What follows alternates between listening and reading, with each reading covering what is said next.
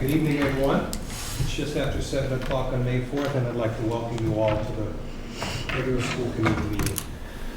First of all, I'd like to just point out that we have four of the members here in the town hall, plus our administration, and Kiara is in our live feed. And also, I'd like to welcome Sarah Ladani. I think, Sarah, are you there? She was, but she dropped. Okay, we're going to let her drop back in. Oh, no. Get her back.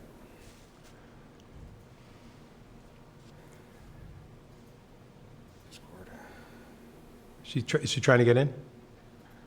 I'm not sure when she dropped. But we did see her at one point. That's who's connected at the moment. Right on. Okay, we'll just wait 1 second as she bings in. Kiara gets to be on the screen all by herself. Always hogging the spotlight. So, okay, a little change of channel here, out of order, but Kiara, you're back in this week into school? Any thoughts?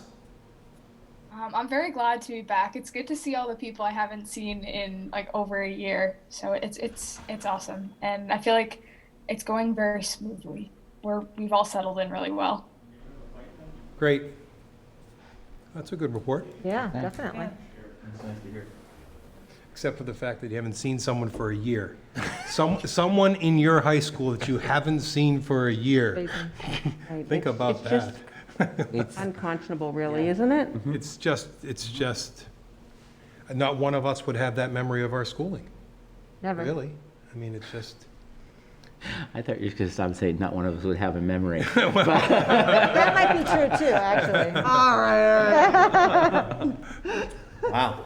It's pretty pointed. That's good. She's not back. Okay. Well, we'll do our best to get her back online, but we're going to move on. So first agenda item for this school committee meeting, since it has followed the election, and I've already mentioned that Sarah Ladani is going to join us tonight as the newest member of the school committee, and I'm also really pleased that I was able to come back for another 3-year term myself. But first thing to do is a school committee reorganization, and with that, I would like to take any nominations for the chair of the school committee for this coming school year and the rest of this year. Any nominations? I'll nominate Rob Canfield for chair for this coming year.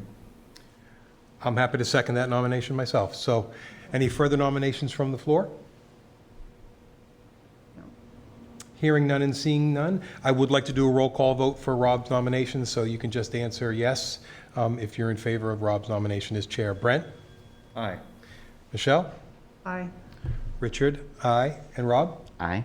4-0. So welcome as the new chairman of the Foxborough School Committee.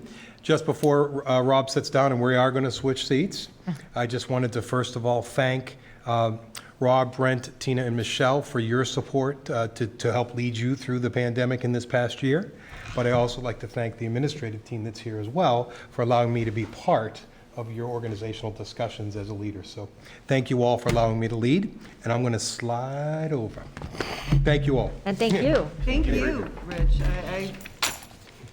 I have to say, we all appreciated everything that you took on, because it was not a light role to take on during an uncertain time. We appreciate that. Thank you very much. Thank you. You're here. Yeah, I think you did a marvelous job at keeping us on track, especially at times when it was challenging, because there were so many directions that things could go in. So thank you for providing that focus and helping us stay on task. That was really very much appreciated. Thank you very much. Thank you. Yes, thank you. And certainly I will look for guidance as we navigate the next 12 months. So thank you as well from me. Got it. The next order of business then would be to elect a vice chair.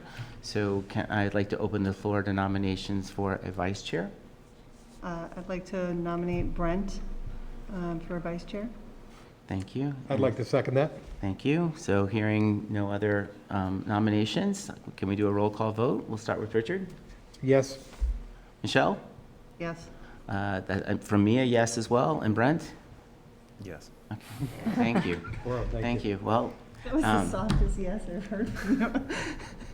So welcome to everybody. Thank you. It's going to be a good year, I think. So next on our agenda is open public comment. My understanding is that there were no submissions into the community inbox this week. So thank you for having participated in the past, and we certainly do encourage anyone while we are meeting primarily remotely with a limited audience here. If you do have any questions or comments for the committee or for the administration, please make those submissions to the community inbox. Okay. Next on the agenda is the approval of our minutes. We have 2 sets of minutes at this meeting to approve. The first are the minutes from March 23rd. Does anybody have any questions or comments on those minutes? I do not. Nor I. Okay, so no other discussion. May I get a motion to approve the minutes from March 23rd? So moved. Any sec- Seconded. Thank you. So Brent approved, Michelle seconded. We'll continue to do a roll call vote until Sarah's able to join us. So Richard? Aye, yes. Brent? Aye. Michelle? Aye. And it's a affirmative for me as well. So those are the minutes from March 23rd are approved 4-0-0. Next set of minutes are from April 6th. Were there any questions or comments on those meeting minutes? All the names were spelled correctly? You know, the only thing I would say about the minutes, I thought I was very appreciative that we used that teaching and learning highlight to bring Tina to the fore for that moment. A long-time service here. So I thought that was a great teaching and learning highlight that we as a school system could get behind. So really, really proud of Tina and deserve the recognition. Absolutely. And Tina, if you're watching, you are always welcome to come and join us at some point. And advice is always appreciated as well. So thank you for that. So hearing no other questions or comments on the minutes, may I get a motion to approve the minutes from April 6th? So moved. Thank you. So moved. Seconded. Thank you. Brent approved, Brent motioned, Michelle seconded. Richard? I'm going to abstain because I missed most of the meeting. Okay, thank you. Brent? Aye. Okay, Michelle? Aye. And I will approve those as well. So those are 3-0-1. Thank you. Thank you. Moving on, we are flying. Wow, I'm much more efficient, Richard. Yeah, you are so much more efficient. Right out of the gate. It is our superintendent update. So Dr. Burtis, I'm going to turn it over to you. All right, and I have a PowerPoint, just a few slides that I wanted to share with you as part of the update. If we could have those brought up, that would be greatly appreciated. I couldn't go without sharing some photos from our 6 to 12 return for full in-person learning, because the smiles, even though we can't see them behind the mask unless you're at lunchtime, and you'll see a couple of those in the photos, really do speak 1,000 words. It's been a really smooth, all said, it's been a smooth return to full in-person learning for grades 6 to 12. It was our 3rd week for K to 5, and having 6 to 12 start after April vacation. Students were visibly excited to return. Just the sound in the hallways and the classrooms, it's definitely a different buzz. Because just when you have half your students in at a time, it really is a marked difference. And that's what so many people have commented on, and you just feel it when you're in the buildings. So the sign outside the Ahern, "Together is our favorite place to be," couldn't be more true. We're so happy to have our students back. These are just a couple of pictures from the Ahern from 6th, 7th, and 8th graders. You can see learning is everywhere, whether we're in hallways or whether we're in classrooms or we're in group spaces. The students, they have said seeing, and kind of like Kiera said, seeing people you haven't seen in a year. If you were in a different cohort, so many people said, my friends are in the other cohort, and not being able to see them. Or they've made comments, which we've heard before this year, just seeing them in the hallway has made a difference. So you can see with the pictures that are there, the classrooms, they're full, but yet there's still plenty of space that's there with our students, and we're really fortunate, again, with our class sizes in Foxborough. Lunch, here's an example of the cafeteria at the Ahern. They're all 6 feet apart because their masks are off during lunch, but you can see the thumbs up with some of our students there. just really visibly excited to be back. And we couldn't have done this without the help of so many people, the custodians getting all of the desks back into classrooms and making sure that they were all set and ready for students came in on that Monday, administration, counting and recounting to make sure that they were all there. And then with food service, a lot of changes with food service and getting the food to students through the online ordering and making sure that they had been ordered ahead of time. So it really is the work of so many people. In a different time and thinking really creatively in some ways that we've not thought before. So a couple of pictures here for the high school, back in full swing. Also, the electives here, so you can see in that top left corner, that's down in the art wing. We've got band in the right-hand corner, so you can still see that they still have to be really spaced apart, and so we're able to do that in the auditorium. And then in the media center too. So using large spaces for some of those electives where they need to be spaced further apart. It was Spirit Week at the high school this past week. This week we've got it at the Ahern, like yesterday was Neon Day. But last week we had Decade Day. I couldn't resist in putting a couple of pictures of some of our teachers and administrators up there. I think Mr. Kaiser, you see him there in the platform shoes. He was spotted outside Cumbies one morning by somebody else who snapped a picture, and so we did ask him how his feet were at the end of that day. Cumberland Farms too? Yes, he God was. bless Don't forget the bell bottoms either. And the bell bottoms. And then you see Ms. Myers-Pakla and Ms. Sylvia there. They're getting into it just as much as the teachers and the students as well. We had Blue and Gold Day as one of the days, so if you kind of look closely there on the pictures, you can see a lot of blue and gold. So I think that was a great way to bring students back, with it being Spirit Week too. And then lunch, many different spaces, whether you see in the gym, in the media center, and again in the tent. We have the tents back, one at the Ahern and one at the high school. So those are nice to have those outdoor spaces. Wanted to share this picture because we had this as a teaching and learning highlight from our art department. This one has now been completed. The rest of them are being finished up. So this was, I thought, a good one to share so you could see the completed product that's there. It's nice to see the progress. Yeah. Came out beautiful. Yeah.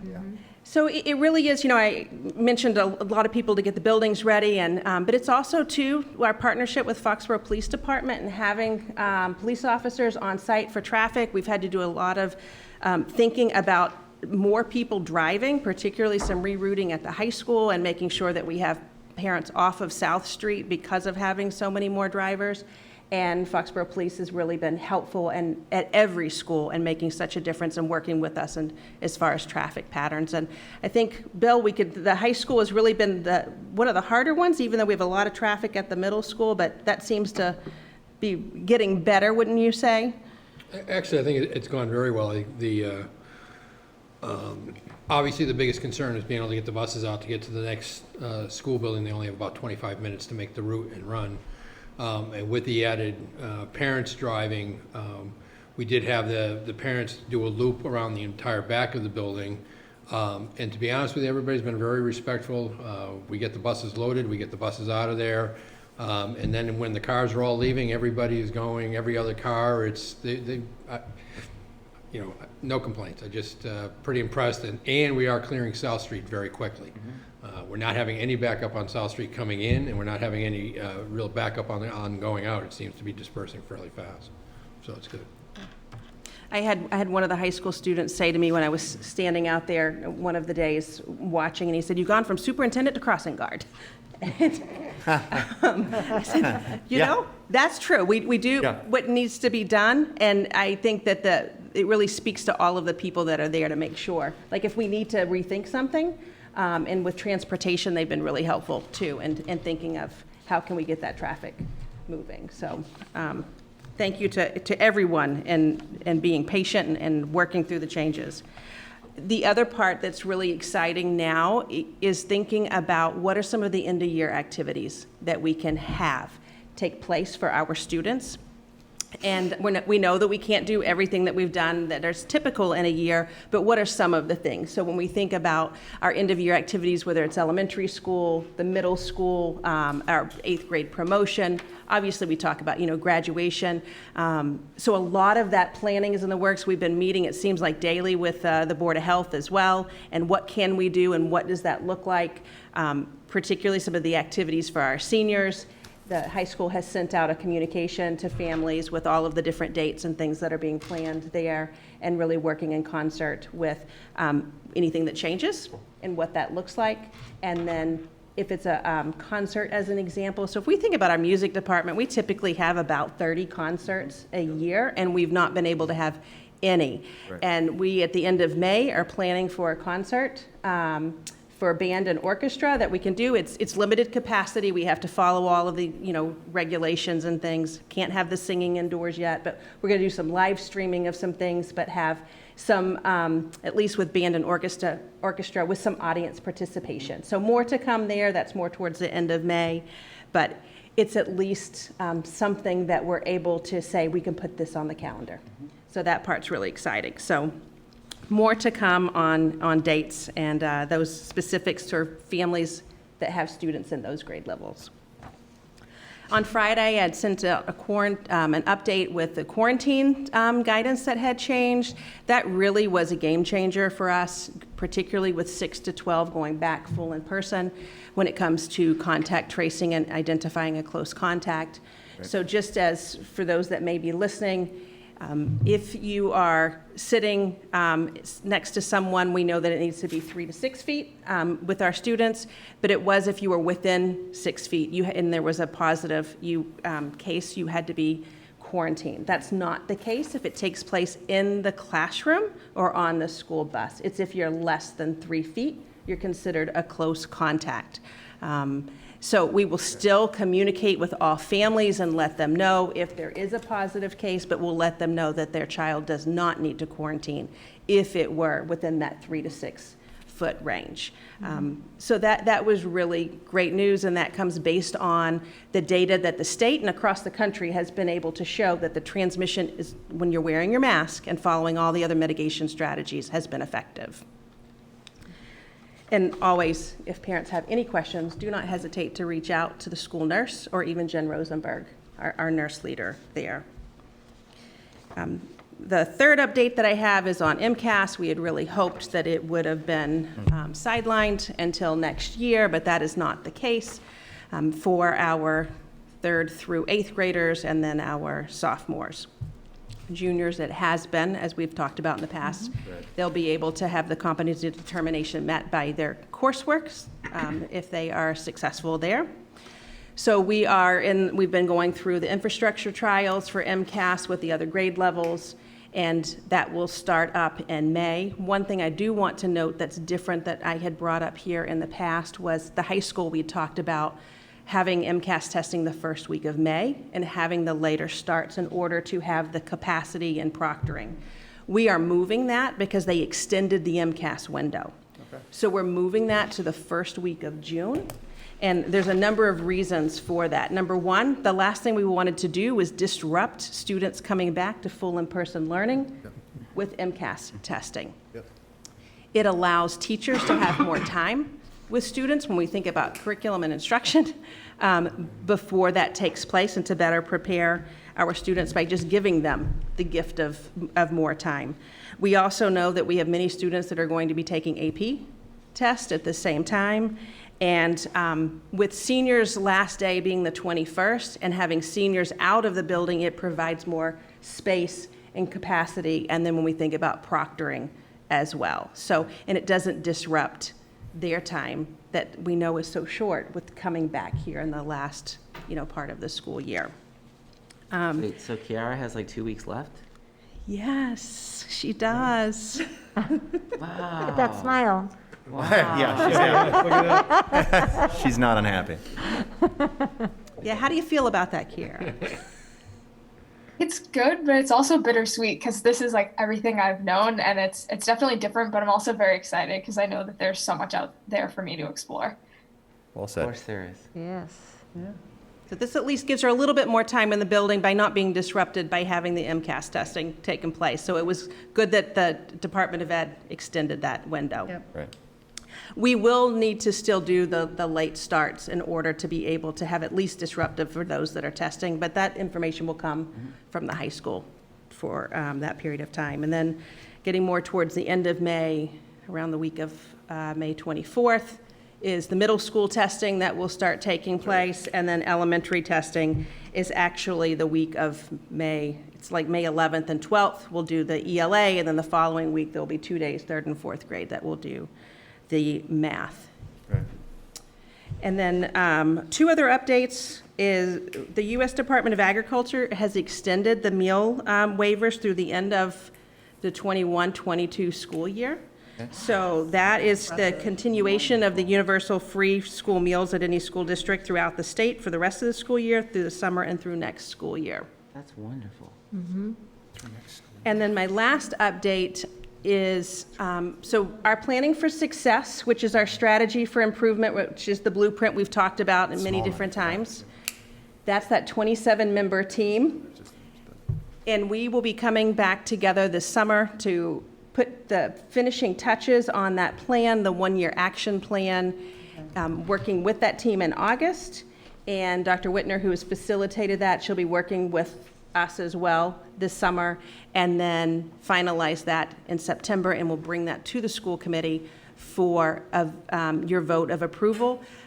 But more importantly, at this point in time, in the month of June, we will be reporting out from that blueprint, that strategy of improvement. What have we been doing this year? Because so much of that you'll see within that larger 3-year plan. So we'll be reporting out of what all has taken place this year. But just kind of wanted to give you a glimpse of. That'll be reported out in June, but that full plan for your vote will be at our first October school committee meeting.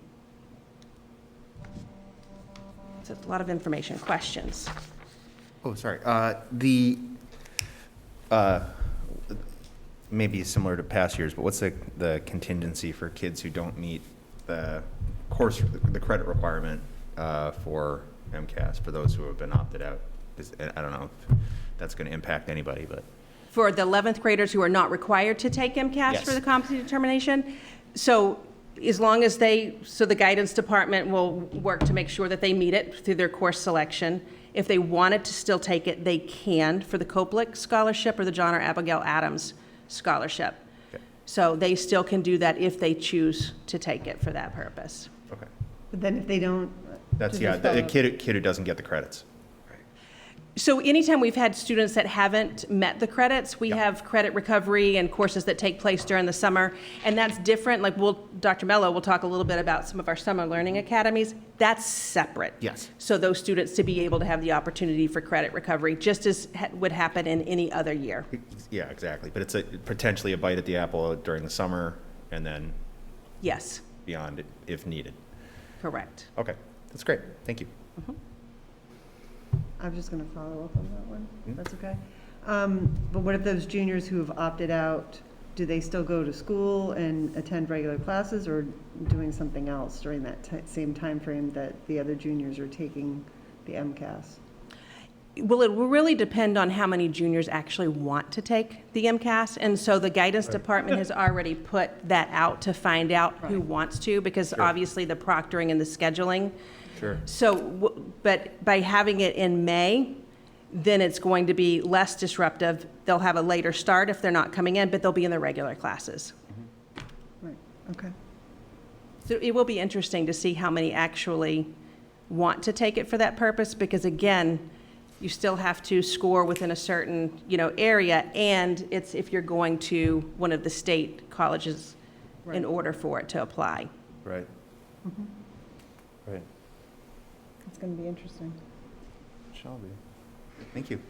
I think the only thing I was going to add was kind of a thank you. I was reflecting on, as we got the elementary in a couple weeks ago, and now the high school's back in, that I think it's worth noting that we have all strived together to make thoughtful decisions and get us in or move forward to the next step successfully.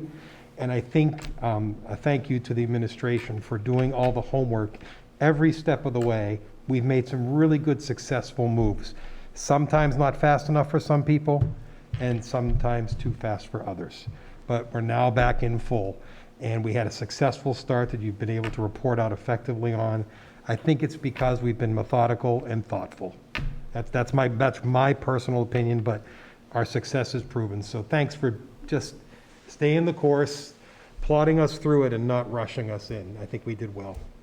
I know there's not a lot of time left in this school year, but we've done our best. So thanks. Exactly. Yeah. And I Exactly. do want to welcome Sarah. I'm sorry, I think you might have been having some technical difficulties a little bit earlier, so you might have missed Richard's welcome to you. So welcome to the school committee, Sarah. I don't know how much, if you've been able to hear all of Dr. Brodos's report and update, but I don't know if you had any questions or comments that you wanted to make at this point in the agenda. I think she's frozen. I think she's frozen. And I think we're still having difficulties. Okay, Sarah, we'll welcome you back the next time. We see some movement. So this is something we can all relate to. Yep. And I don't know what it was, but there was something going on with internet nationally last week. I don't know what it was, but Yes, there everybody was. I know was having trouble with video calls. So maybe that's just continuing a little bit. So thank you. My only question would be, was there anything unexpected now that everybody is back? I know there've been some learnings, you've made adjustments, but was there anything that really was called out that you had not anticipated, positive or negative? You know, I can't recall any, and I think that speaks to all of the planning, the exhaustive planning. It really has not come forward. I mean, I can think of a case where we had one desk in a classroom that we needed another desk. Right. That was easy. Oh, we'll grab the extra desk and bring it in. And that had to do with some of our students coming back from cohort D, to be quite honest. Sure. Oh, yeah. So it's a matter of, we had them coming back, and if we didn't have, the exact number, you're talking about one desk, and that's an easy fix. So if that's our biggest problem, nobody saw that. That's not a problem. That's daily small. life in a school. That's- To your note on the cohort D, can you just remind folks, if you all happen to know, roughly what were the numbers that went back from D to in person, if you all happen to know? I don't have them with me. I can Okay. tell you that we started the year at I think 153. That sounds right. We're at 101. We were down right under 100, but once we came back full in person, we had a couple of students at the high school level that then wanted to go out fully Okay. remote, which they still have that option. Okay. We had more students at the middle school and the elementary school that came back to full in person when we did. And That's the not other part surprising. too is when you're the last quarter of the school year, even if some were out for a reason, they're like, you know what, we're so close to the end. They want to just finish it in that way. So we look forward to welcoming them back in September. Sure. Thank you. Thank you. And then my one last question would be on the facility side, without having the extra time at the middle school and the Yeah. high school, Thanks, Rob. without students in the building, has there been a big impact on the work that has to get done every day to prepare the school for the next day? No, not really. I think actually with the custodial staff and maintenance staff have worked at this so much this year that they really kind of were able to make adjustments. The majority of our cleaning is done at night anyway. It's where our biggest crews are on. We obviously have expended more money to have additional crews on during the day. And I would say the one big thing which we were all nervous about was the, doing food service, obviously, and the lunches being, Yep. in multiple places across the buildings. But even that's, worked out well. So I think overall, I think I think from our perspective, we were well prepared. We have the right equipment, we have the right, materials, and the staff really knows what they need to do and has been doing it. So no issues there. That's good. Great. And it's nice to have activities back, like after school and in the evenings. I know there have been some programs. Then there's the concert that's coming up that's planned. It's great to have, at all levels, have those things back as part of our community and just being able to take advantage of them. So it's exciting. So thank you. Thank you. One of the things I'll tell you, which we did, like, some of the chargers for our laptops I just wrote that down. I were was not the correct chargers that came back. So having to follow up on those and find the correct charger to come back, Right.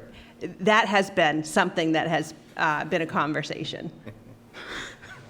Apparently, everybody has 5 chargers at home, so it depends which one you want to take in. Grab the one on top. I have a drawer full of cables, so it Yes. doesn't surprise me, right? Yes. You don't know what they go with once you like detach them from the No. device. You just put them in the drawer. Thoroughly annoying, not surprising.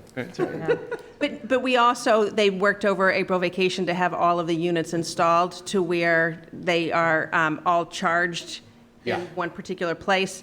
It's not obtrusive in the classroom. The teachers are elated with those. This is at the elementary level because they brought all of them back. Middle school or high school are still taking them back and forth. But those have been really great units that Aaron and his team had picked out.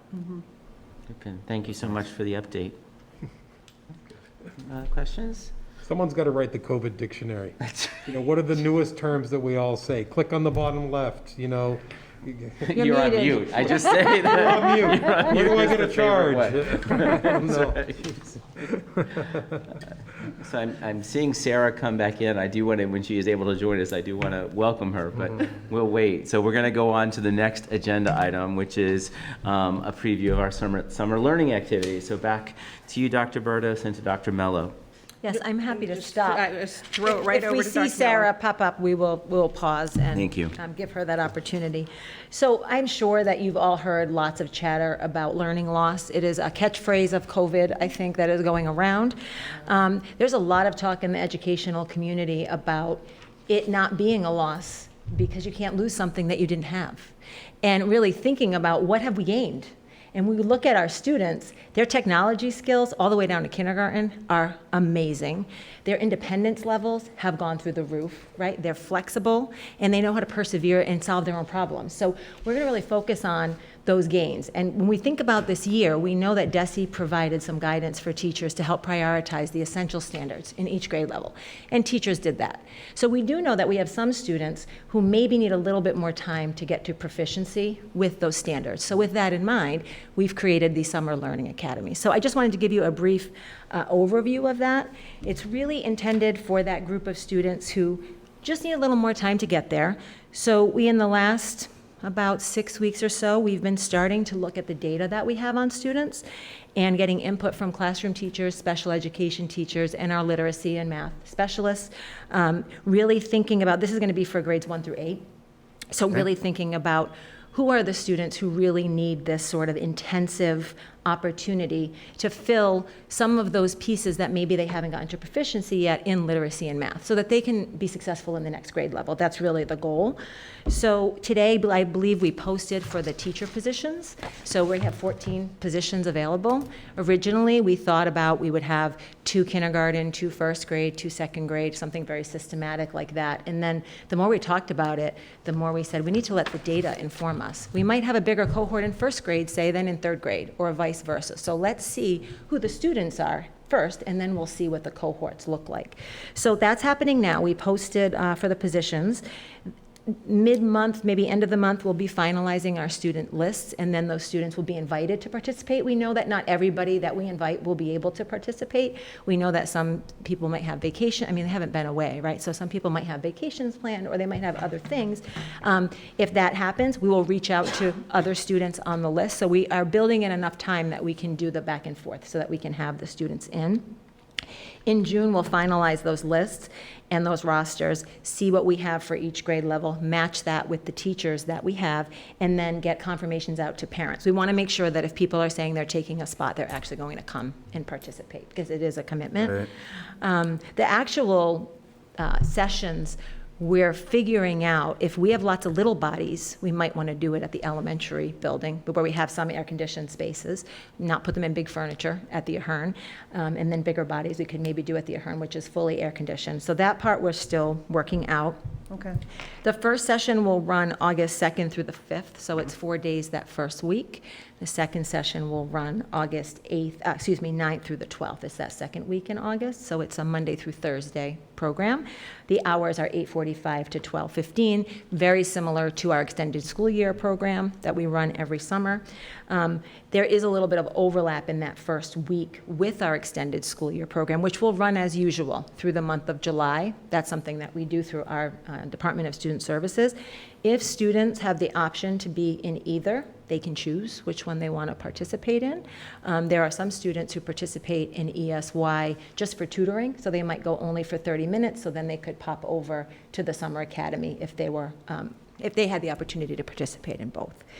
At the end of those 2 weeks, we are going to collect some data and some progress notes that we can then share with classroom teachers, so that we know we'll do it in the beginning when they get there, and then we'll do it again when they leave. So some interesting logistics. We are really limiting the class size to 12. We really want it to be a small group learning opportunity. We are looking to keep the grade level cohorts together, so it won't be second and third graders combined. It will be just second grade, just third grade.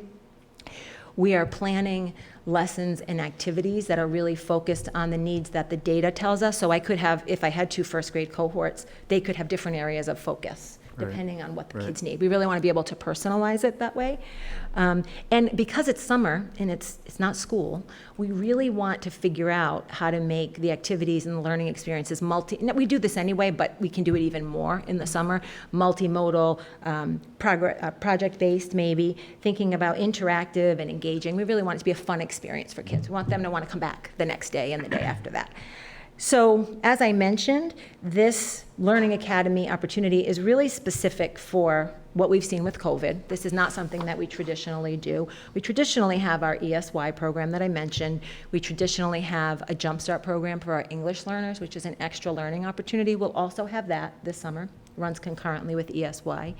And then we typically have a kindergarten Jumpstart program, which is for rising kindergartners. We're not having it this year because we're going to be filling so many classrooms with the students we have here. So those are separate. And then, of course, for middle and high school students who haven't passed their classes, we have traditional summer school as well. So those opportunities will be there. In the 5 through 8 span, we're going to see how many kids we have in there that are different from summer school for the Summer Learning Academy. So we have a busy few weeks ahead of us as we continue to look through the data and really want to make this as targeted as possible and as impactful as possible for the students who participate. Questions? Oh, sorry, just more point of information and for reminding me and anybody else who wants to know, what's just compare and contrast the ESY program, the time that runs relative to? So the time for someone in our programs, students who are in our sub-separate programs, yes, they would participate in the same span of time, 8:45 to 12:15. But there are other students who might have like a specific service, like speech, for example, that they might have a 30-minute tutoring session in the summer. Those students come for their tutoring and then they leave. They don't stay for the full time. So those students would be very easily able to either leave, join, but again, we have to know that depending on grade levels because the ESY program is at the Ahern. So that's why the logistics are a little tricky, figuring out how many classrooms are available, where can we house them, and for those kids, we have to be thoughtful about keeping them in the same spot so they're not getting taxied all over town. So it's a little more complicated than it looks on paper, but certainly nothing as No, it looks as complicated on paper. Yeah. It looks complicated on paper. Is the calendar timestamp for ESY and the other programs the same as Learning Academy, or when did those start up? It's not, actually. So the ESY starts after the 4th of July. I think it's July 9th, but I could be making that up. I'm not positive. But it's after the 4th of July traditionally. And 4-week time period. Yeah, it ends that first week of August. So it ends, there's that 1 week of overlap with our Summer Academy program. And we thought about pushing this later in August, but we know there are certain custodial things that have to be done in the building. We know that teachers might not be available so close to returning to the school year. So those are some considerations that went into choosing the dates. And the other question I didn't No, mean to no. monopolize. Is it makes sense that you use the data. You all are very good at that, and looking at students perhaps who are not yet at proficiency. Depending on room is there potentially, depending on numbers and whatnot, room to look at folks who perhaps maybe at one time were advanced, but this year have come dangerous, have, for them, it's a relative dip for them? I think not for the purpose of the summer academy. However, I'm glad that you mentioned that, because where we had those priority standards this year, Yes. where our conversation has been around is there might be slight modifications to our curriculum next year if needed. And our workshop model, we are doing some refresher with our teachers, and the main topic of the conversation has kept steering towards those extensions for the students who are ready to move beyond. So that's definitely on the radar, but that will happen in the context of the classrooms. Yeah, that's fitting. Thank you. Yeah. Rob, can I ask? Please. Budget-wise, I think the governor announced a whole bunch of funding on last week, right? But when I read through it, there's like 4 different things, and I probably didn't make sense of it. There was 70, do we have access to any of the money to fund it or not? Didn't the governor announce some funding for summer academies? Well, there's two, you want to answer that? Or do you want me Well, to do it? we're talking. Maybe I should ask that different- question first. There's different Yes. funding sources here.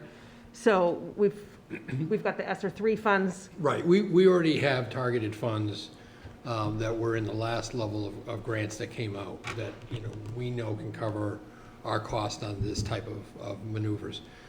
I think what you're talking about is a different program that the state, DESI was trying to push through as well.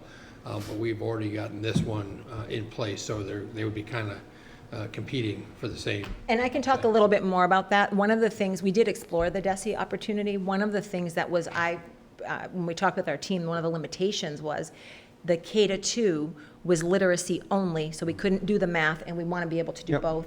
And then the math was only grades 3, 4, 5, and 8. I don't know the logic behind that, but I know. And then no literacy for those grades. And we know from the research that 3rd grade is such a pivotal time in literacy and in math. They're shifting from additive to multiplicative, and they're shifting from learning to read to reading to learn. So to not have literacy there, and that was one of the agreements that you had to, so we took that off the table pretty early in the process because we don't think it fits the needs of our students. So it's definitely more. It would have hamstrung you. Yeah, Okay. yeah.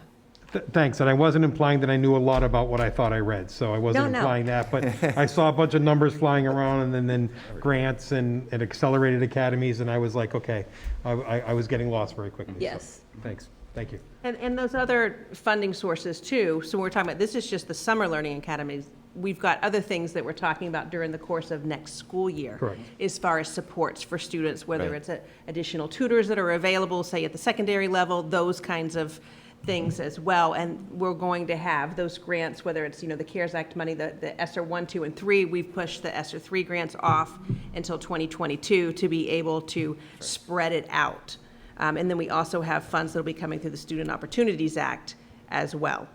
So it's a matter of really looking at what are the funding sources and when do they make the most sense to leverage them the best? And what do they allow? And what do they Exactly. allow? Right. Exactly. Right. And some are specific to say you have to have a set aside for a certain percentage of it for certain, activities. Right. And just to wrap this up, there were so many conversations amongst the assistant supers and the groups that I'm part of Sure. in the recent months about this. And the biggest concern from my colleagues was not getting the teacher engagement in order to do this, because we know how hard our teachers have worked this year and they're exhausted. So I shouldn't be surprised or blown away, but we have teachers asking about when is the posting going to go up? I really want to do this summer. I really want to work with the kids. So It's touching. again, it is. And this is Teacher Appreciation Week, so I will just say thank you to them and appreciate the fact that they are continuing to be engaged even in the summer. I think we're really fortunate. Oh, absolutely. This won't work without them. We need them to help us do this. So. Sure. That's Thank great. you. Any other That's great to questions? hear. It really is. It really is. Do you have another question? Yes, but it's related, but it's slightly tangential. It's mostly just to fill in gaps that I have in here. A lot of gaps up in here. What other services are the typical that kids come back for those? You said speech. That makes sense to me. Is there a pantheon? It might be a better question for you for the tutoring services that students receive through ESY So math and reading and whatever that was in. Okay. in their IEP. Yeah, so it's in Okay. it's in the grid C of their IEP if they have extended year services. Okay. Anything that would appear in that part of the IEP. Right, Fine. in the C part, C I do grid. understand that. Right. Thank you. While you're looking over your questions, Sarah, I don't want to jinx you like I think I did Oh, last and time. I said I would stop and I forgot. I'm sorry. But I see you how, it looks like we may have, wait, I think I did it. Oh, no. Oh, there she's back. Oh, there she is. Okay, I'm not going to say anything, just, wait, no, I can't not say something. Sarah, welcome. It looks like we're still having, based on our message, a little bit of bandwidth issue, so I don't know if you have any questions for Dr. Burtis, Dr. Mello, and Mr. Yukna? No, not right now. Just want to say thank you so much to everyone. The process for the election was really intense, but really exciting and overall a positive one. And I really can't wait to get to work on the school committee. Great, welcome. Thank you very Welcome. much. We're excited to have you join us. Now, Thank Brent, you. I'm sorry, Brent, I didn't want to, while she was still there, I wanted to make sure we caught her. Oh, I was saying nothing of value. Are there any more questions or comments on the summer learning? No? I think you answered Well, thank you very much for the update. And again, and seconding, thank you to all the teachers and Teacher Appreciation Week. I feel like we should like stand out there with banners or flags or some type of fanfare. A plane flying over or something. Yeah, we'll see what we can do for that. But no, thank you very much for that reminder as well. Next on the agenda is questions around the Municipal Modernization Act. And that is around the policies for signing and approving warrants. I don't know, Mr. Yukna, would you like to set that up? Is anybody here? Has everybody had a chance to review the policy that's in the agenda, that was included in the school committee packet? I'm good. So what's on the table is, in 2016, please jump in if I have these facts wrong, because it's entirely possible. 2016, we made the possibilities was introduced to move from having 3 signatures required for warrant approval to having 1 signature for warrant approval. We have been in a temporary operating procedure where we were doing 1 approval over the past year because of COVID. And the question on the table is now, do we want to continue to take advantage of this act and appoint someone to be responsible as the primary signature for warrants every week, or do we want to go back to requiring 3 signatures for all warrant approvals? Okay. Questions, comments, clarification? So, a couple things to be noteworthy as far as whoever, if you do go with the 1 member, it is a single member. It's not optional to anyone who decides they can make it that day, so you have to appoint the 1. The 1 does have to report back to the committee at the next meeting as far as what the warrants were effectively. The cumbersome part about that is in any given week, we can have anywhere from a couple to 6 warrants that you're actually signing. Obviously, if you've done it, you realize there's a lot of different items on the warrants. There's a payroll warrant, there's the regular expense warrants. Expense warrants could be anything for $100 worth of expenses. It could be a $50,000 expense. So I think if you do go that route, you need to settle on the report that the person is going to give, whether it's a simplified, these 6 warrants for a total of X amount of dollars, and these 4 items were over $10,000, that type of thing. I don't think you want someone to have to report back on 70 items and try to explain it that way. I don't think that makes any logical sense. But I just think you need to give some consideration to what the report back for the 1 individual would be. Again, we can set up a format, but we just need to know what that format would look like so that they could bring that back each time that you meet, in your subsequent meetings. Obviously, as I said, the warrants are every single week, so you meet every other week. Or if you skip a meeting and have a monthly meeting, you're going to have a series of these that will have to be, brought to the rest of the committee. Right. So. And how detailed of a report does it need to be? It doesn't, there's nothing in the law that really stipulates that, so I really feel that it's what this board is comfortable with. Obviously, the whole concept of having them report back is the whole surroundings of collusion. Yes. So trying to make sure that everybody feels comfortable that the sign-off, process is, open, and that, we aren't doing anything that we shouldn't be doing as a school committee or a school group, administration. The other part of this is, even though it doesn't specifically say this in section 49, the way the law is written, though, you still can, at any point in time, have all 3 members go in and sign a warrant and not have to do that report back. So even though you've assigned somebody, that just gives you that option, but you still have the option of doing what's the legally required thing, which would be the 3 to just go in and sign on a given warrants. Michelle? So what we could do is we could assign someone and just have the default that it would be all 3 members going in unless something else occurs, unless it's. Well, that's interesting. So have it like, okay, it's assigned, so if there's another blip in the road where people are away or. We're literally holding the district up. Yeah. Right, but I don't want for a that. convenience sake, the other 2s aren't available, have some type of approval system to say, okay, the one designee could go in and do it for us and report back. We at least have that option available. If we don't approve this, we don't have that option. We have to have all 3 sign for those checks, in essence, to go out. Not sure So if it's- Sarah has her hand up, or if. Yeah, she does. So it's how we utilize it. Right. We don't necessarily have to utilize it in the way, That's a nice kind of the interpretation. straightforward way. Right. I like that interpretation. Yeah, Right. that's a good one. Sarah, we can't, do you have your hand up? Yes, I Okay. do. I don't know if you can hear me. We can Beautiful. hear you, yes. Yes. Can you hear me?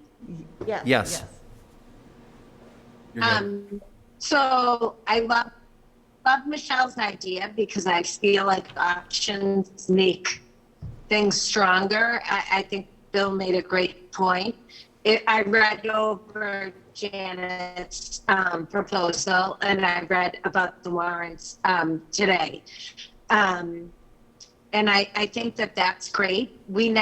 Hopefully we never have to deal with the pandemic or COVID, but stuff always happens. But my question actually was, what is the current, 3 people have to sign a warrant, but there's 5 people on the committee. What's the current process to the Yeah. committee? So the process that On the we've been warrants. using for the Then we past should go- year, right.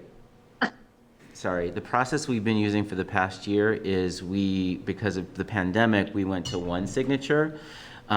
Typically, I'll be very honest, probably 9 times out of 10, it was Tina that went in on Fridays. The warrants are typically available on Friday after around 2 p.m. Tina would typically stop in as part of her community rounds, if you will, to sign those warrants. And in the case that Tina was not available, then Janet would actually send a note out finding out if somebody was available to come do it. On Monday, we try to get everything processed by like noon time on Tuesday. So that was the process for the past year. Prior to that, it was any 3 of the 5 members would go in sometime between Friday and Tuesday and sign the warrants. And if we came to like Monday midday and we were still missing 1 signature, then Janet would send a note out saying, we still need 1 signature. Is there anybody available to come in? So the way it works with the 3-person is we don't have to name 3 specific people. It's any 3 people on the committee can go in and sign. And that really was just whoever was around and could do it. It has also worked because, in at least my understanding, previously there were at least 3 members of the committee who either worked remotely or, most of their activity was in town, and it was convenient for them to come in and sign during office hours for the administration offices. That answers the logistical questions about the 3 to 1. But my question was based on the reporting that they were talking about. Bill, you had said you have to have if there is 1 person, there has to be some kind of report given back to the full committee. The full committee is 5 people. Right. But when there were 3 people, what was their reporting There was, when there were three No people. requirement for that I know it reporting. went down to one, and it was supposed to be. Right, So Sarah, there was no requirement for that reporting when 3 people were signing, because the concern of collusion obviously means you'd have to have 3 people, colluding to do something, as far as and you did have the majority of the school committee signing off on a warrant. So it's only when it goes down to 1 that the state law requires it. And it didn't require it during this year, during the pandemic, because obviously what the concern was just keeping school systems running. But it does, as we come out of this, it will go back to the law itself, which is, again, if you vote for 1 to have it, they have to report back to the group, because you don't have a majority of the group signing off on the warrants. Right. Richard? So if you don't mind, I'd like to challenge our thinking just a little bit. So I appreciate, Michelle, what you're saying about, defaulting to 3. It's my opinion only that I don't know if that's perfectly effective, because right now Janet's job is to find out who the 3, how the 3, the what the 3. If the default is the 3, if 2 come in and sign, she's still going to be looking for 3. Unless she defaults to the single, which we've approved, or something kind of like that. So I'm nervous about a default hybrid model. And What I'm saying, Richard, is it would be 3. If there's a special circumstance that we're experiencing as a board, then we can say, okay, we're gonna invoke, if we have already adopted this, it allows us to then be able to go to 1. On an ad As hoc, right, needed, yeah. as we need. But not as a default. yeah, so Not as a default. So I think most times when you're reading this, you're saying, okay, when you adopt it, then you go to just the single signer. And then if there's some reason why the single signer, you don't like that, there's a whole bunch of warrants that you're going to sign, so you pull 3 people together to sign it. Okay, that's great. I'm saying it's the other way around. So we continue how you normally have done in the past. I'm going to take that. Continue with how you normally done it in the past with 3 signers, okay? We adopt this. That allows us, if we have a situation where, people are on vacation, something else is going on, if we know ahead of time, then we can say to Janet, okay, the 1 person that we have appointed to be the signer is going to be the signer for that week, and at the next meeting is going to report back on all of the stuff that they have, the warrants that they have signed. If we don't adopt this, we don't have that option. Then it always has to be 3. So I'm just somebody that likes to have options in case. We could go through the next year. We could adopt this and go through the next year and always be 3 signers and never have to invoke it because we don't have a situation. But it just allows us to have that option if we need it, just not knowing what's going to be in store. I don't know. Maybe it's just the last 2 years of kind of sort of adjusted to the unexpected. And so that's really what I'm looking at is really the presumption is that we would stay at 3 signers unless we as a board say, okay, we know over the next 2 weeks or something like that, we're going to be down. If we're, I'm looking at, there's a number of people that are on the board that may not be available to sign typically.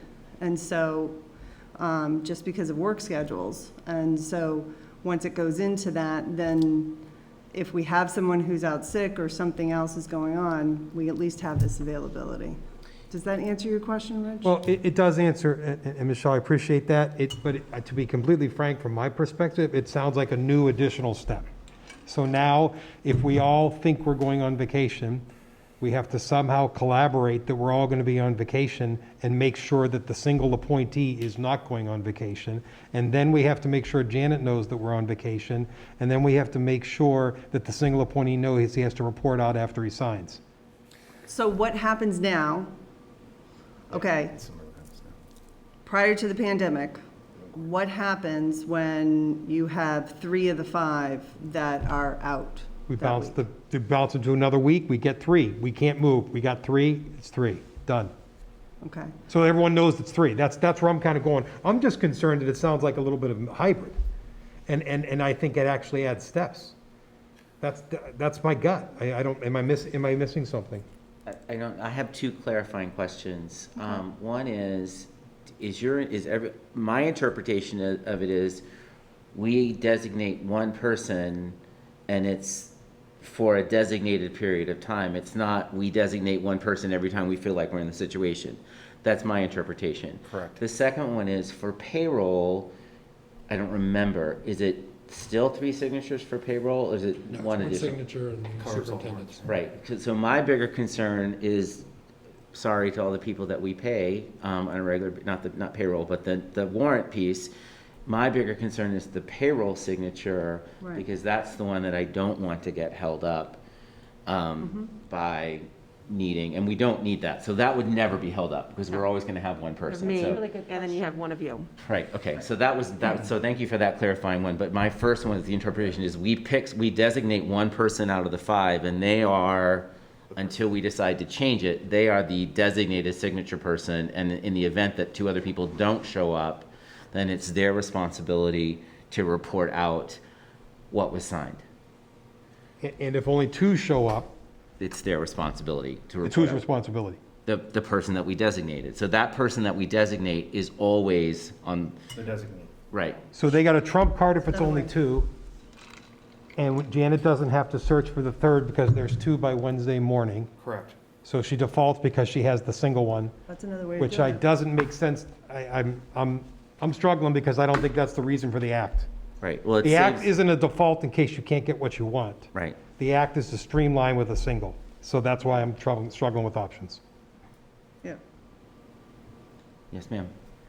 So I think that to make it where it's not confusing, I mean, what we want to make sure doesn't happen is that Janet's having to chase people down.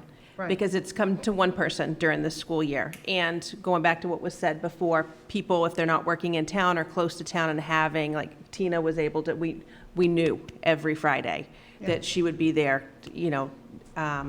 always.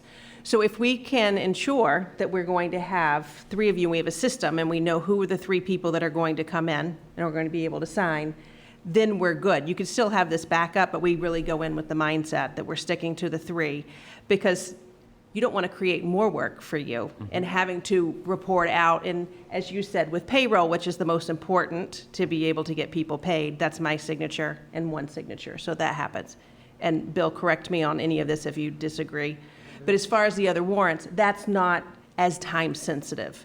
So as long as we know that we're going to be able to have 3 people come in to sign, then we can stick with that.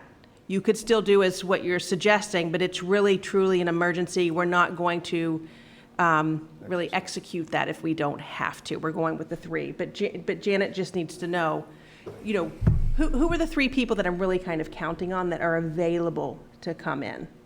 Yeah, and the only thing I'm going to clarify on that is not time sensitive, but if they're not signed by that Tuesday afternoon, then the checks will not be cut on Wednesday. So you do have, from Friday through that Tuesday afternoon period. Right. Right. That's the non-time, but after the Tuesday afternoon, any checks that were on that warrant that we don't have the 3 signatures for, the finance department does not have the legal authority to run. Right, so, I'm sorry, go ahead. But I see all the approaches, so it may be just my thinking here. To me, the default to 3 is the challenge, because you never know who the 3 are. It's 3 of the 5. The default to the single is the guarantee. That means that every Monday or Tuesday, appointed person will sign unless that person notifies the committee that they are unable to. So that's the automatic. So when Janet shows up at work on Monday, she knows that single person is coming on Monday or Tuesday. Now, when she shows up on Monday, it's a guess of 3 of 5. Some 3 of the 5 are going to show up, and she has to track us down. That's where my mindset was. That's why I'm stuck on it, but that's just how I saw it. Sarah, do you have any, I want to clarify. Rich, are you for 1 person or for 3? Because I keep hearing you talk, and I hear what Michelle says, and I think she makes sense. I heard Amy, she makes sense, and I hear you, and you make sense. So I'm trying to follow. Do you think it's better to switch to one person? So the answer to that would be, if we're trying to streamline it for efficiency, I absolutely do. That's my Richard's opinion only, my opinion. I absolutely streamlines it because that's one person fully responsible for the time frame of Monday to Tuesday, instead of Janet not having idea of who the three are going to be responsible. So from a streamline, it seems streamlined to me. So I would be in support of it. But Rich, I would just comment on, what's not streamlined about that is then at the next meeting, we have to have somewhere on our agenda for that person to report back in everything that they've signed.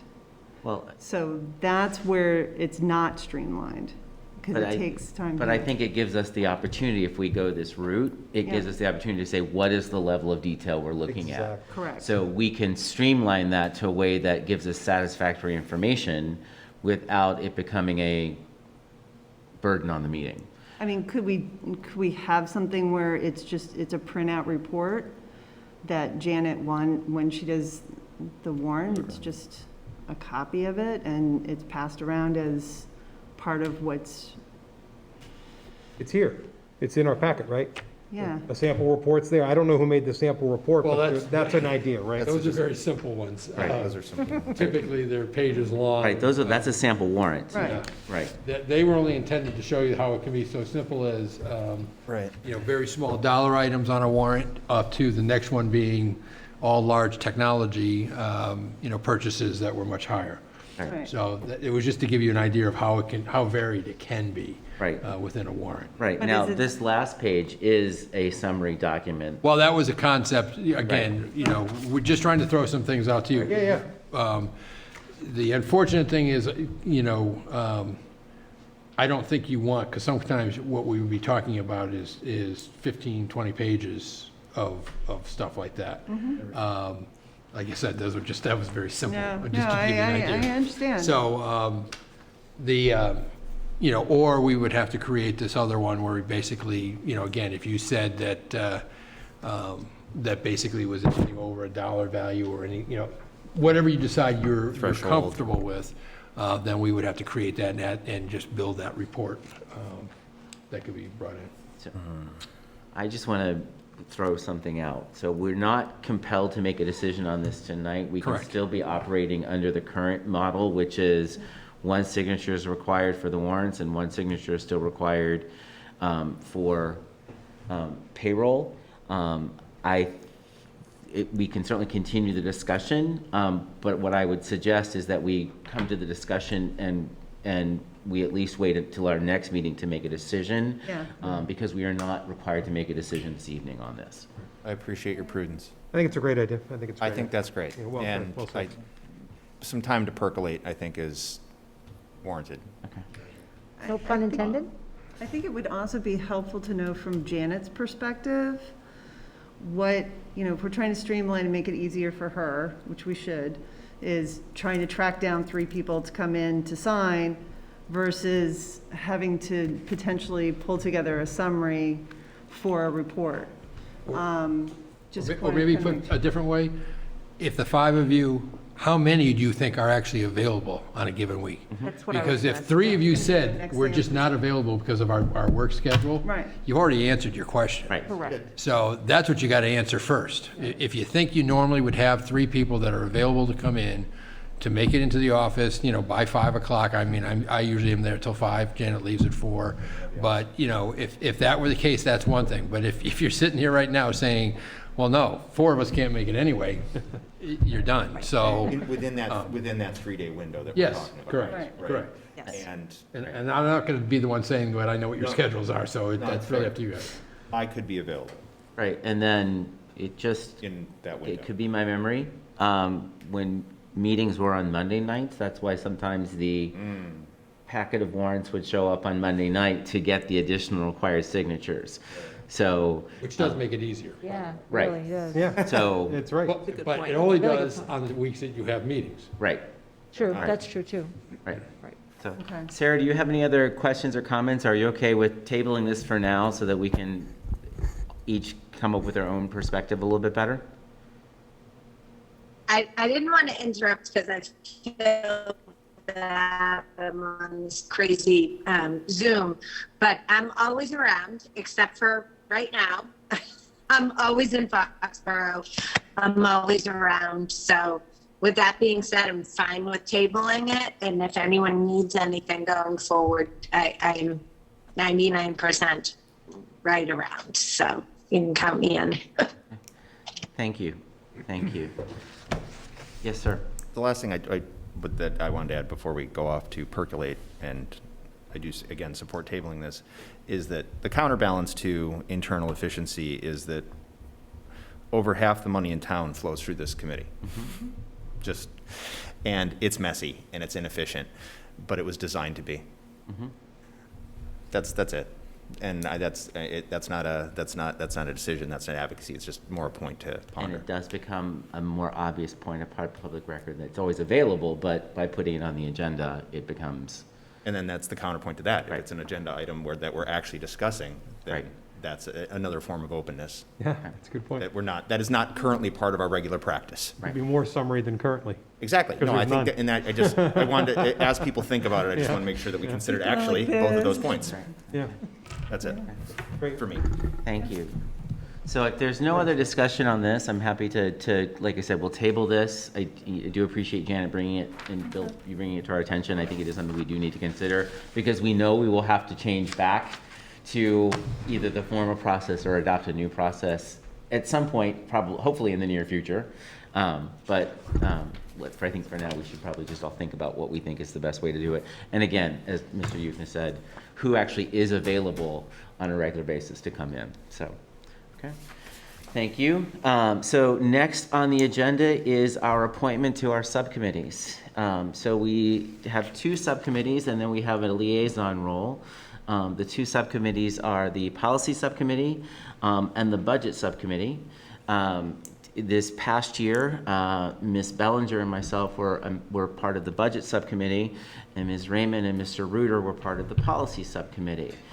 As we look at the subcommittees for this year, I don't know if anybody has any specific interests of which committee they would like to participate on. Sarah, I don't know if you'd like a brief description of the responsibilities of each committee, each subcommittee, to help you understand, which one may be of more interest to you, or how you'd like to participate. But I'm going to open this up for just general discussion, if that's okay. Yes, sir, Mr. Reuter. I love both because I'm a geek, but I think for this coming year, if there's space on the budget committee, I think it would be nice for me to return to that. I did it for 3 years on AdCom, working with administration and through AdCom, and these last 2 years have been on policy, which I also love. But I think it'd be nice if I'm going to serve as vice chair to fold back into the just a half step closer to the budget process. Would be nice. Okay. Thank you. Any? Not sure if Sarah's. I with can't us. tell. Sarah, if you want to just go on, go off video and join audio only. Yeah, that might work. Okay. Uh-oh. She's stunned. There we go. That'll work. Are you still with us? Okay. Yes. Oh, that's the. Can you hear me? Yes, Yeah. you're Now we good. You're can. good now. Yeah, just keep your video Okay. off. You'll keep your bandwidth good. Let me see. Stop video. Hear me? Yes. Yep. Okay. So I actually spoke, and she described both Okay. in detail.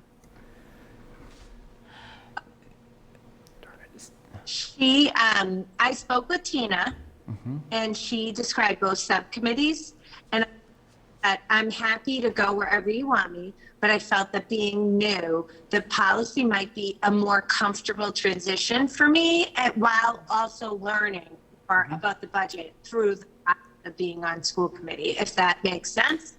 But if you all happy to. do what I like. Okay. Thank you. No, I don't, I think that a policy subcommittee is a great place to participate.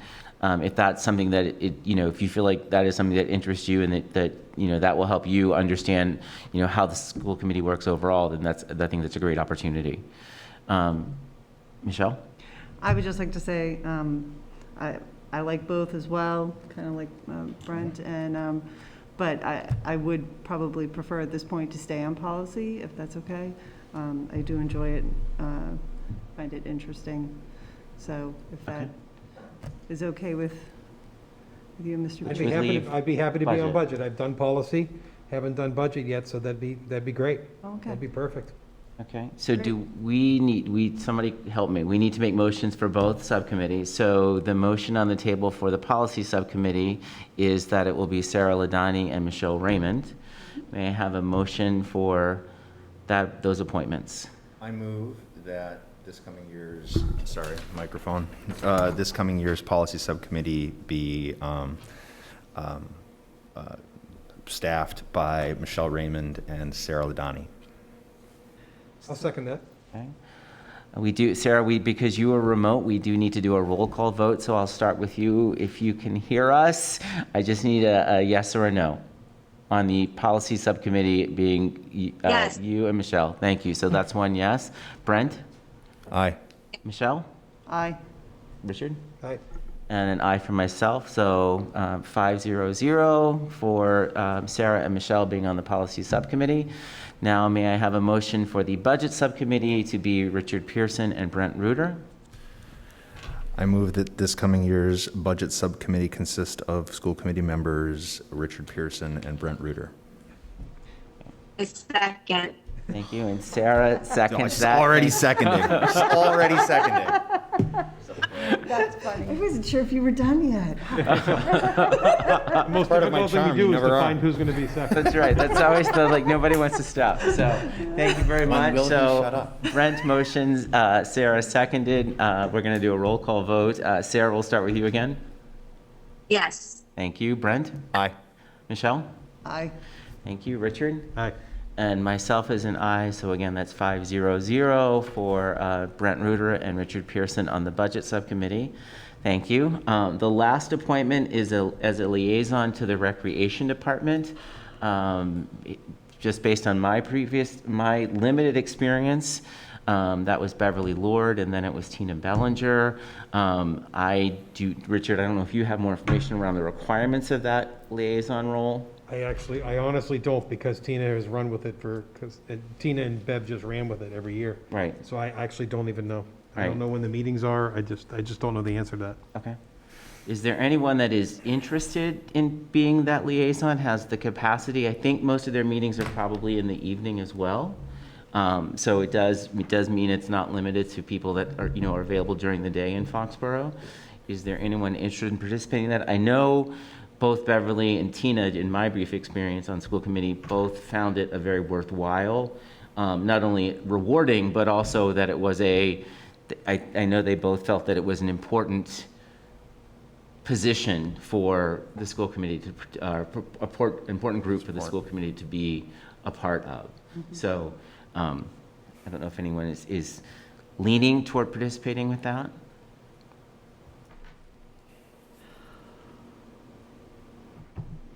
If I profess to be ignorant about the frequency of meetings, if anybody does happen to know, in terms of content and concept and personnel and their activities and stuff, I'm intrinsically interested. Right. I do not know. I think Fair we enough. can also table this until the next meeting so we can get more information. I'd appreciate that. And we can certainly go back, certainly get it from, Yeah. I know Tina and Beverly will be very open around the time commitment expectation, as well as what kind of the goals were of the position, and I certainly can reach out to Deb Giardino as well to find out, what the expectation is. So if we're okay tabling that for this evening, and we'll fill this appointment at the next meeting, Please. I think I have to have a motion for that as well. I move to table the decision around liaison to the Recreation Department from the school committee until the following meeting. Thank you. May I have a second? Second. Thank you, Michelle. We'll do a roll call vote again. Sarah, Are you okay with tabling? Yes. Thank you. Brent? Yes, please. Michelle? Yes. Richard? Yes. And 500 to table the appointment to the liaison to the Recreation Department until our next meeting. So, thank you, guys. Chair, are there other, we alluded to other positions. Is that something that we'll be discussing in future meetings potentially? Whether it's, was it building committee and a few others, or is that, am I wrong on that? So there were two others that we've talked about. One was the building committee, but Tina's able to continue to serve where we only have just a number of months left. That's great. So as she long would as be we're able to covered. continue to serve there. The other one was more on the credits and taking some of the courses. The, But that's not, that's not an Any appointment. one of It's- them can do that. Anybody Any can one do of them. that. So it wasn't like, To get the points, right? And we should, yeah, it would probably do us all well to spread the wealth on it. yeah. We should probably put that for the agenda, an agenda item for next time to at least. Yeah, that would be make good if we sure- could look at Just to that. kind of make sure we don't let that slide. all right, Exactly. And we can come up with like a calendar for ourselves. That'd be great. Right. Thank you. okay. Thank you. I'm going to make a note, credits. Before we move off of the appointments, were there any other questions on appointments? I don't think so. Thank you guys very much. Next agenda item is the Bi-County Collaborative Board of Directors. Do you want to speak Sure. a little bit about that, please? so just as you're the governing board here for the school department, the superintendents are the governing board for the collaboratives. So all of the member communities, the superintendent serves on that board, but it requires an annual vote for you to appoint me into that position. So this is just an annual vote by you, and I serve on that board, and we meet monthly and serve kind of as like the school committee for the collaborative. Thank you. Any questions or comments around that approval? No?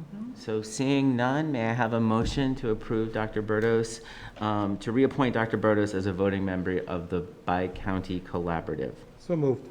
Thank you. A second, please. Second. Brent, thank you for the second. We're going to do a roll call vote again. Sarah? That was me. We'll skip Sarah. We'll come back to you. Brent? Aye. Michelle? Aye. Richard? Aye. Sarah?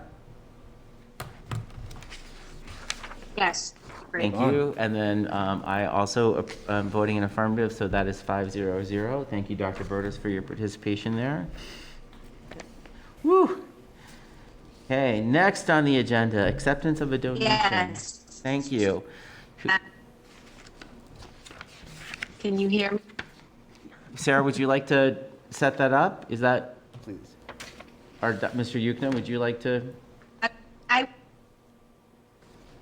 If everyone can hear me, I'm not sure. I'm going to turn off my video. Is this helpful? Yes, it does. Yes. Yep. Hello? That's Hi better. there. That's Yeah, be- Sarah, yes, that's we can better. hear you much clearer. Oh, great. Okay. I just want to say,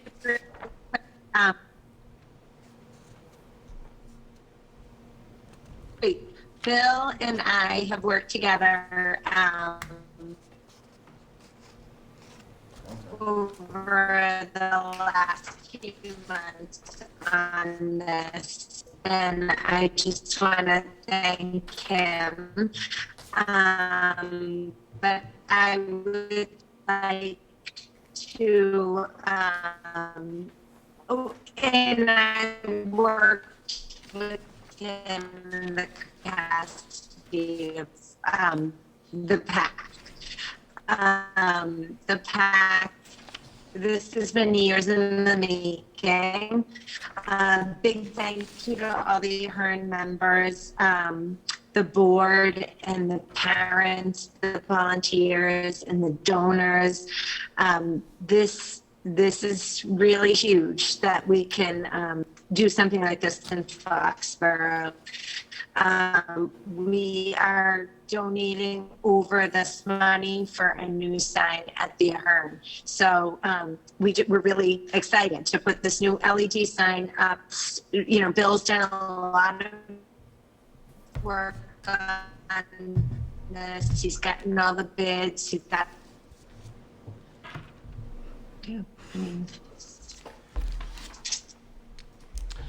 Sarah, I think you're still cutting out on us a little bit. So I think we're going to go, Bill, do you want to give a little bit, can you try to fill in some of the gaps a little bit? Yeah, so as Sarah was saying, basically the PAC,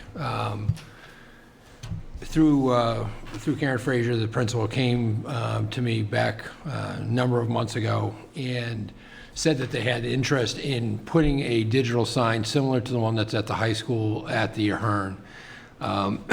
Timing was good because the signboard that's at the Ahern right now is in disrepair and not really the safest thing when you go to try to change the letters and stuff on it. So at the time they first asked, because we do have a sign bylaw in town, I just, asked them to hold until I could get approval from the town side. I did meet with the building inspector at the time. We're one removed from that one at this point. And they took it to the planning board. They did get the approval that basically it did meet the requirements if we kept it within a certain size, which ironically is the exact same size as the one that's at the high school. So that works out nicely.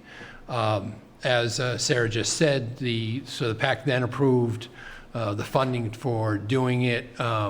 We went out to bid. We had 3 bidders come in. The low bidders, Scoreboard Enterprises, basically is the same group that did do the high school, and they do the majority of the signage on the school property. So it kind of is good for us as far as a service thing. And I know they have already secured the permit from the town. So I know that was the big step there that we were concerned about. The donation, obviously, that they've done will cover the cost of the sign. We'll have some ancillary costs on the school side relative to electrical and things of that nature that we'll have to do, but the majority of the price is being picked up by the PAC at the Ahern. They've already sent in the check, and that's what you're actually looking for acceptance on, which is for $18,258.20. Scoreboard Enterprises has already ordered the sign contingent upon your approval tonight. And again, it will probably be 4 to 6 weeks for the sign to come in. So, but this really does make a huge difference.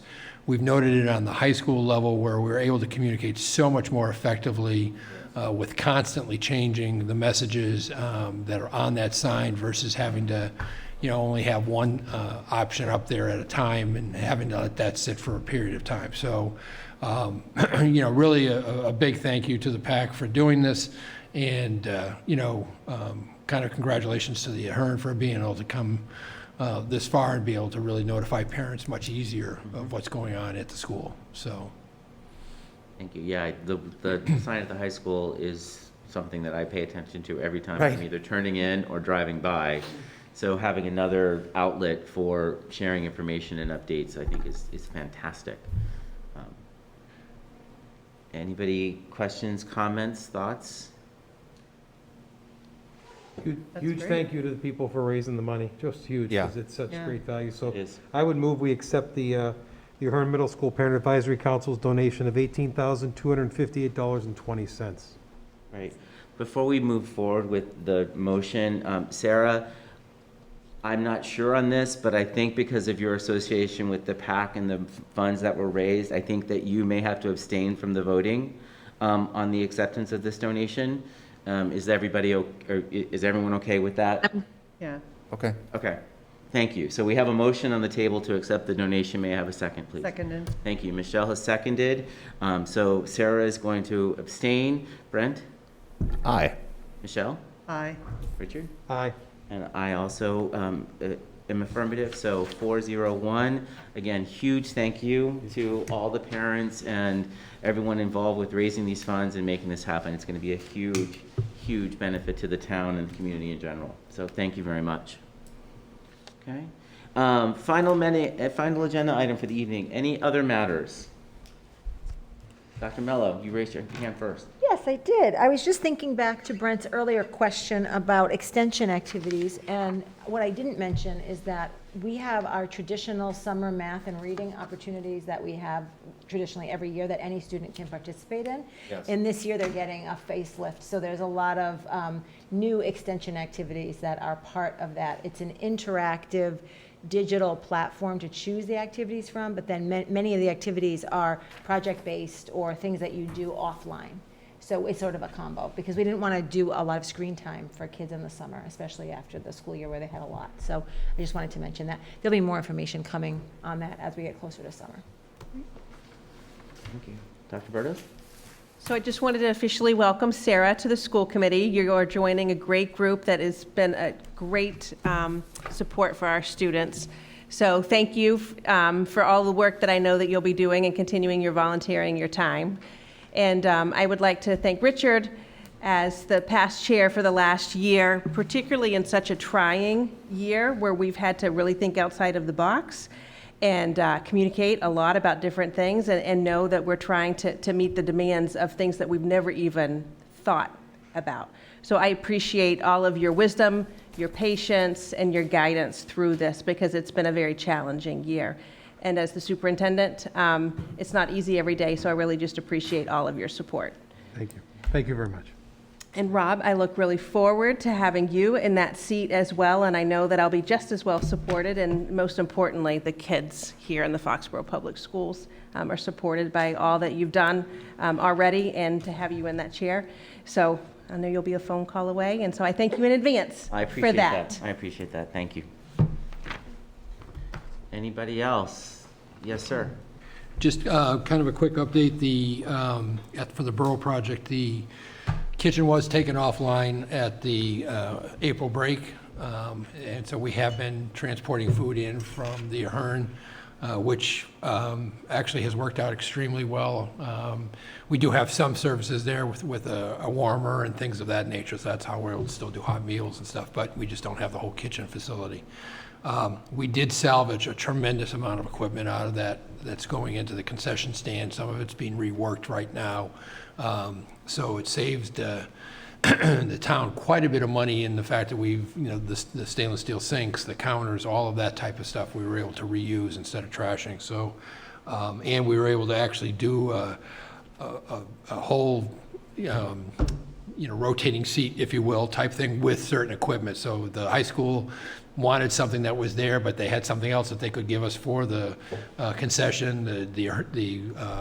We took actually a freezer refrigerator unit, one of the big ones, the walk-ins that we had replaced over at the Borough about 5 years ago. We had that actually dismantled and put into the IGO building because that was one of the biggest weaknesses we had there. We had a very small freezer unit. We didn't have our refrigeration were more wall mount units that aren't as reliable.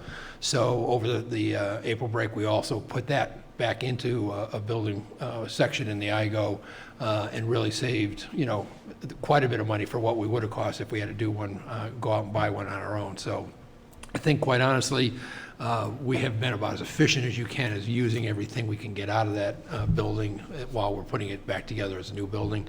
And right now, we're still on schedule for an August 15th completion, with obviously punch list items to be completed after that time frame. But hopefully everything will continue to move along the way they have been. So just wanted to make sure we're up to date on that. I think, partially because all I do is watch TV at night sometimes, I'm thinking that this should actually be a show on Home Garden Television just about all of the reuse that has gone on amongst all of the buildings. Every time I hear you tell a story about that, it is just so impressive to me that you guys are that creative and that resourceful and that responsible to essentially the town, right? Because you are consistently looking for ways to reuse and repurpose in order to gain efficiency and save us money. So thank you.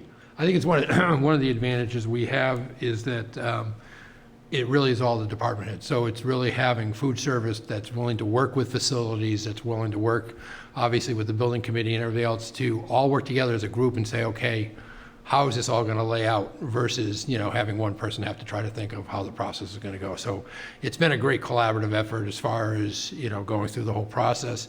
I think like I said, I think we're very fortunate. We're going to end up with a much better concession stand for virtually no money, than most districts would have after spending a lot of money. Mm-hmm. So again, we've used, to your point, we've done the best we can to try to just stretch everything for the taxpayers and for our school system to make sure we're as good as we can be with it. So I'd appreciate that. Thank you. Any other questions or comments? There was one thing in the packet that I wanted to call out, because she's my neighbor, and I'm just very proud, but the note about Christine Dodds being named the Employee of the Year for Massachusetts and Northeast School Nutrition Association. So, Christine, I think I saw you this morning, so I apologize for not saying something to you this morning when I saw you, but congratulations, just both as your neighbor and on behalf of the school committee, so thank you. Yeah, and the awards actually will be tomorrow night at 5 o'clock, so I'm trying to go on that as well. I know she really loves that role. She's talked ever since she's joined, when we would see each other walking and stuff, it's been something that she has really gotten a lot out of. So I'm glad that she's getting recognition for that too. I think what's interesting, excuse me, I'm sorry. I think what's interesting is if you look at the food service department over the last few years, we had one of the others at the Taylor that received an award not too long ago. Obviously, Janice came to us with very high background as far as on the national level with the SNA and stuff like that. So I think it's really kind of indicative of the changes that have happened in the food service department over time here, and the dedication of that food service department. As I said, we've totally rotated what the borough has to do to serve. We've rotated the entire district and what it had to do to deal with remote families and to deal with families here. So again, kudos to the whole department for really being a flexible and aggressive, and I will say aggressive in the sense that they're always looking to do something better. So I think that's, it speaks a lot. We have a great educational system, but it takes all these other players as well to make this work, so. Thank you. And Brent, did you have something? Just wanted to add to your well-deserved accolades that the other bit of heroics that we've mentioned as a group this year with food services in particular is that it's become apparent to our town and frankly all towns just how vital of a role the schools play and their nutrition programs play with families that are struggling with food insecurity, and they've stepped up more so than we. That it's to me it's just very heartening, unbelievable, and deeply felt. The other thing I was going to add is I wasn't planning on doing this until after your report, Dr. Mello, but I want to throw kudos to you that you went to report on a single summer initiative when in fact there are 7. And I just underscore that yes, we do want to, these the summer learning academies, those are important. We do want to hear about that. But I was very excited also to hear you highlight the 6 other concrete and expansive initiatives that are also going on this summer, because that's very important. Thank you. And a lot of that is part of business as usual, but now it's taking on a new, I guess, a newfound role of importance with it. And that's, I could also mention an 8th, which is the curricular changes you mentioned that you'll be using the data for to fold into next year. So families at home, there's a lot going on this summer. So thank you for all of that information. You're very welcome. Thank you. Sarah, did you have any other items for the agenda this evening? If I did, I would probably freeze that. Right? But no, I'm really good. Honestly, I can't wait to get my hands into it and get into the trenches. Very good. Great. Thank you. Thank you. Thank you very much. My last thing is the reminder that town meeting is next. Whoops. Sorry, I didn't mean to cut you off. I think she's on mute. Yeah. Okay. My last thing is the reminder that town meeting is next Monday night. It starts at 7:30. I always make the mistake because our meetings start at 7 and I always show up at 7 and sit around and wait. So town meeting starts at 7:30 on Monday evening. I'm sure there's information online about what the policies are for attending.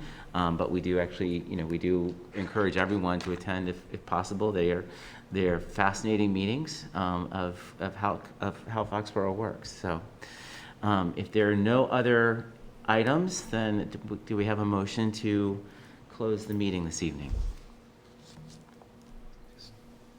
So moved. Thank you, Richard. May we have a second? Second. Thank you. So Richard motion to close, Michelle seconded, Sarah?